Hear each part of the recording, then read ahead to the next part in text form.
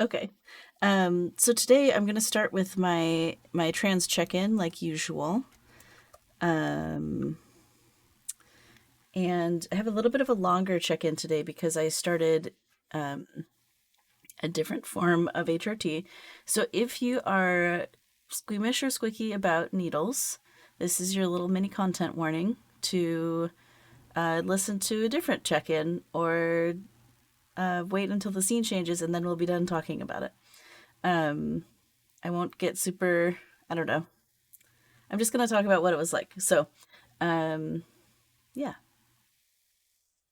Okay. If you're still here, then maybe you're ready for this. So I started injections. It was a whole adventure. I went to the doctor's office. They didn't have testosterone there because of all the controls they put on testosterone. So I had to thank you for posting a chat when we're done, Miri. Appreciate that. Um, so I had to like go to a pharmacy and get it and bring it back, and we had to do the whole pre-authorization with insurance thing and all of those things. So once I got back, um, there was like a whole weird ableist thing that happened with the receptionist that I don't need to get into super detail, but if you're curious, I posted about it, I think, in Disabled in the Discord server. So if you scroll back to last Tuesday in the Discord, you'll see it. Um, and today's the 24th, so whatever last Tuesday was from here. Um, so I'm 10 months and 2 weeks on testosterone, but I'm like 1 week on injection based HRT. And so the doctor taught me. So I do it on my thigh in the muscle. So I do three hands from my knee, one, two, three, and then I go out to the side. Um, so it's like the a big hunky part of my leg. So not where the seam of my pants are. That's too far over, but just it's not like straight down onto the bone. It's off to the side. Um, And so the doctor made a recommendation. The one thing that they recommended, and yes, my doctor uses they them pronouns because I am super lucky and I have a non-binary doctor, MD doctor. But they recommend that you do like a squish, like you squish it all up. Some people recommend you flatten out your leg before you jab it, but this particular doc was like, no, the squish is better because it confuses the nerves so that you don't have as much pain or discomfort. So there's two different needles that you use. You use a big scary boy to to draw up the HRT out of the vial, and holy bananas, I don't want to put that in my leg. And then you swap out the big scary boy with the little guy. These are the official words. Um, and I was always paranoid about the little bit of air at the top, so I would like squish to prep it. I'd like squish the thingy so that the like drop of testosterone was like hanging out right at the very top. So I knew there was no air in the thing, the line or whatever. So then you prep the skin with your um I'm so ADHD telling this story. It's hilarious. So then you rub your skin with your alcohol wipe. And before you poke the top of the testosterone bottle, you're supposed to wipe that off too. So I'm telling you in the wrong order also, but that's good for my practice because tomorrow I have to do my first at home jab instead of the at doctor with supervision jab. So it's good for my brain. So, okay, so then you squish your leg like this and you gather it up and then you jab your leg. And that was the hardest part, right? Is getting the courage because like my hand was shaking and I was freaking out because I don't like needles. Like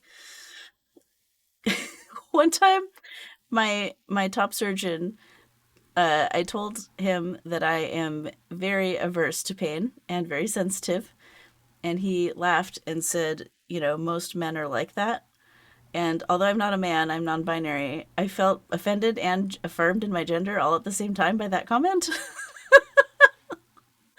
Anyway, I mean, women are known to have high pain tolerance because birthing and stuff. So, and if my wife is any indication, my trans woman wife, yes, women are very pain tolerant, including her. Anyway, so when the thing that I had to do in my brain to get myself to jab the needle through my skin, which was very hard, was I was just like, okay, maybe I'll just rest it on my skin. Maybe I'll just, because I didn't want to like do that, right? I would just, it was like so scared. So it's like maybe I'll just rest it on my skin, and then I envisioned like what if I'm like doing cross stitch, and so I'm just putting a needle with thread through the like thing of the cross stitch, which doesn't destroy the whole thing, right? It just like just a little, just we're just gonna put a little something right here. Um, and so then I just like very slowly slid it in, and then I dissociated because I was scared. And then all of a sudden the needle was 3/4 in, and I didn't know what happened between me barely touching the skin and being 3/4 in. It's like I whited out for a minute. So I was so scared. Anyways, and it didn't hurt because all of the adrenaline. So then the nurse person was like, "Hey, you should let go of this part of your hand, because now it's in, and you're supposed to stop doing that now." I was like, "Oh, okay." And I like took my hand away, and it was like a claw, and I was like, "Okay." And then it took me a minute to get my thumb up here to like do the thing, and then I did it really slow. And the doc said once it's injected, you'd count to 5 before you pull the needle out. So then I counted out loud to 5 because I don't know how to count in my head at a pace that is normal. I don't know what a normal pace is, especially when I'm freaking out. So I counted out loud. And then I very slowly pulled the thing out. And then there was blood, and I almost passed out because I am very sensitive. And then there's a band-aid on the back of my hand because I prepared that way because the nurse told me to do that. And I put it on, and I was like, I need help. I don't know what to do. I like couldn't quite get the band-aid on. Shit to help me. Anyway, the nurse is she, her. The doctors, they, them. Anyways, so that was the whole time. And then I just sat in the room for like 10 minutes collecting myself because it was an entire experience. So, what am I going to do? How am I going to do this again at home? My plan is to get my spouse's help, and she can hand me things and hand me band-aids and hold me up if I pass out on the toilet. I don't know. It'll probably be fine. I'll get there one day. So that's my story. It's a really long story. Okay. Yeah. Also, when I was at the pharmacy, there were like people would see the X on my ID. They would realize that I'm non-binary, and they would do this weird thing where they would like look me in the eye a lot without blinking. And I think it was like the energy was akin to like doing this, like oh, I see you are oppressed. I good luck with that. It's just like what is happening? Super strange. So it was a weird week. It's a very weird week. Also, so just 2 other health check-ins.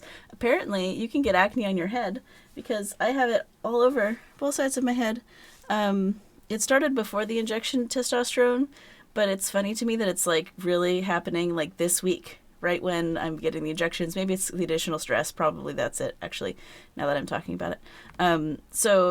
But my non-binary barber, because hey, I have one of those too, lucky me, tells me that a lot of the time when we get like acne on our face, especially as a testosterone person, what's actually happening is new hair follicles are growing in, and they're just like ingrown hairs.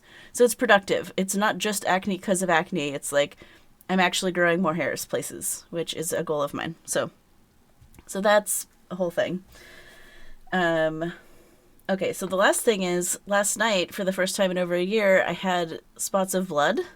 Like when I had my bio break, and I was like, "What is going on?" Because it's been over a year since I've had a menstrual cycle, and I was like, "Really?" So I'm wondering if it's like because I switched from the gel to the injection tea, if it's my body is getting different amounts, right? Because I used to have a gel every day, so it's a little bit every day instead of like a big dose and then nothing for a week. So, anyways, that was the whole time, and I didn't sleep well, and anyway, it was an entire experience. So that's my check-in. Thanks for listening to all of that. I'm sure next week will be a bit more peaceful. Thanks for listening.